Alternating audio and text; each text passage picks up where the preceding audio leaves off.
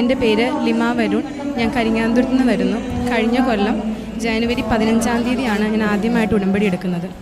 ഉടമ്പടി എടുക്കുമ്പോഴും എനിക്ക് ഹൈപ്പർതൈറോയിഡിസം ഉണ്ട്.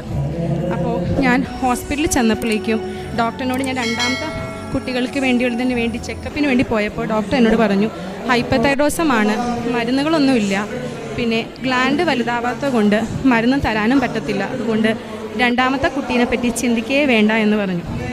ഞാൻ ഭർത്താവിനോട് പറഞ്ഞു നമുക്ക് എന്തായാലും രണ്ടാമത് മക്കൾ വേണം, അല്ലെങ്കിൽ നമ്മുടെ മോൻ ഒറ്റപ്പെട്ടു പോകും, അതുകൊണ്ട് നമുക്ക് ദൈവത്തോട് പ്രാർത്ഥിക്കാം, മാതാവിനോട് പ്രാർത്ഥിക്കാമെന്ന് പറഞ്ഞ് ഞങ്ങളിവിടെ വന്ന് ഉടമ്പടി എടുത്തതിൻ്റെ ഫലം ഞങ്ങളെന്നും രാവിലെ എഴുന്നേറ്റിരുന്ന് പ്രാർത്ഥിക്കും.